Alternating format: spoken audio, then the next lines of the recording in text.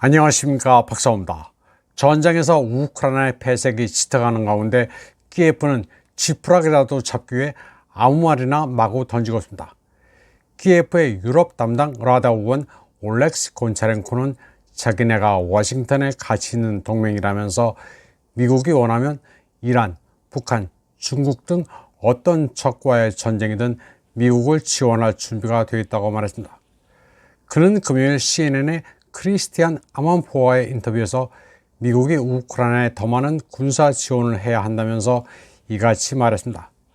곤차렌코는 미국이 필요하다면 우크라이나와 함께 하기로 했다면서 그 약속을 지켜야 한다고 말했습니다.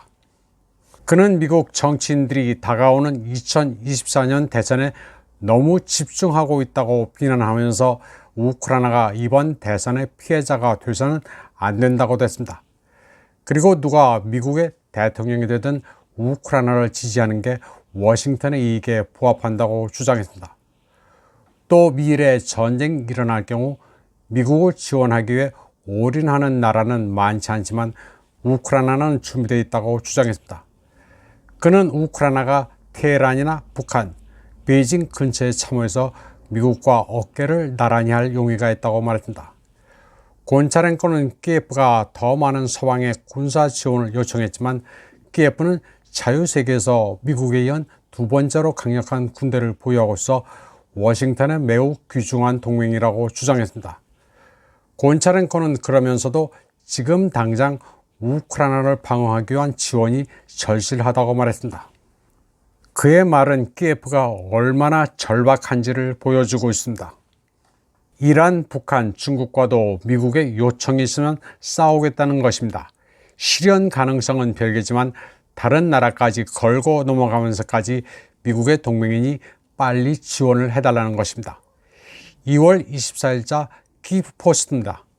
얘네들 전황 리포트를 보면 러시아를 압도하고 있습니다. 하루 동안 러시아군 전사자가 770명 추가돼 지금까지 총 전사자가 40만 9,010명입니다. 전차는 8대를 추가 격파해 누적 전과가 654대입니다. 포는 36문을 상실해 모두 9,952문입니다. 기타 장갑 차량은 15대를 더 격파해 모두 12,425대 등입니다. 이 정도라면 모스크바까지 파죽지세로 침공할 수 있는데 지원이 왜 필요한지 모르겠습니다. 다음 소식입니다. 2월 23일 젠 자시트니카 아츠체스트와 조국 수호자의 날을 맞아 블라디미르 푸틴 대통령 군인들을 시하했습니다. 그는 러시아군의 강력한 능력과 전투 준비태세는 러시아의 안보와 자유롭고 주권적인 발전을 보장한다고 말했습니다. 또 실제 전투 경험을 바탕으로 지속적인 장비 투입, 현대화 노력을 통해 군대를 지속적으로 강화하겠다고 밝혔습니다. 그는 핵 전략의 95%를 현대화했다고 강조하면서 핵 3대 요소 가운데 해군의 경우 현대화가 100%라고 말했습니다. 그는 신형 찌르콘 극초음속 미사일의 양산을 개시했고 지난해 12월에는 신형 전략 잠수함이 실전 배치됐다고 말했습니다. 또 카잔에서는 뚜폴레프 160M 전략 핵폭격기 4대가 항공우주군에 이관됐다고 말했습니다. 푸틴 대통령은 타타르스탄 카잔에서 완전 현대화된 뚜폴레프 160M의 조종관을 잡고 40분간 시험 비행을 실시했습니다. 푸틴 대통령이 폭격기에 오른 것은 예전에도 있었습니다. 그런데 이번에는 집단 서방이 패닉에 빠졌습니다. 초음속 전략 폭격기 G-포스를 71세 푸틴 대통령이 극복하면서 항공우주군의 위용을 과시했기 때문입니다. 집단 서방은 푸틴 대통령이 걸어다니는 종합병원으로 파킨슨의 암까지 앓고 있어 오늘 내일 한다고 벌써 몇 년째 떠들어왔습니다. 이는 한국 매체들도 마찬가지입니다. 푸틴 대통령이 존경하는 이란 형용사를 썼다고 해서 진짜 존경한다고 생각하는 수준입니다.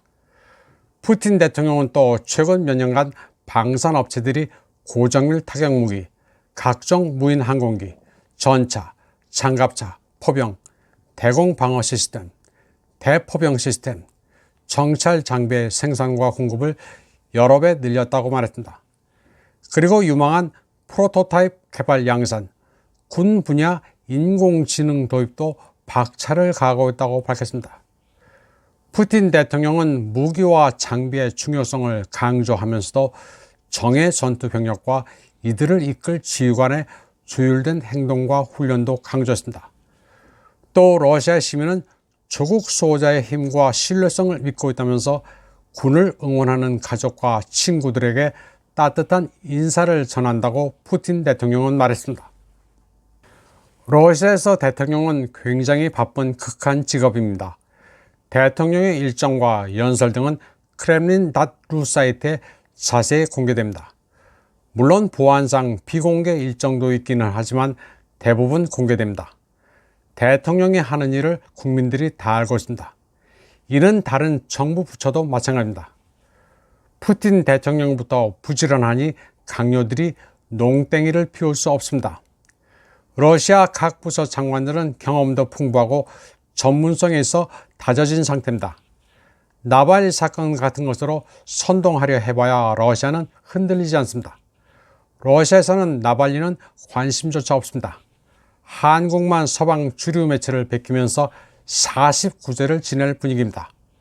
나발리가 누군지나 알고서 그러는지 모르겠습니다. 2월 23일 조국 수호자의 날과 24일 특수군사작전 2주년을 맞아 러시아는 다시 애국심으로 단단해지고 있습니다.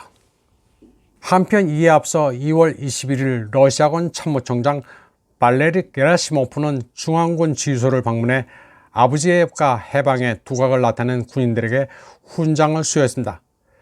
그는 아부지예프카가 빠른 시일 내에 해방됐다면서도 오랫동안 꼼꼼하게 준비한 덕분이라면서 장병들을 치하했습니다.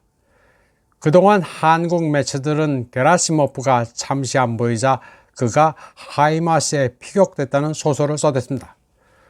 도대체 그런 가짜뉴스는 어디서 들고 오는 건지 신기합니다. 한국 매체는 국제뉴스를 생산할 능력이 전무합니다. 때문에 아무 근거도 없이 시청자 입맛에 맞는 소리를 창작해 떠들 뿐입니다.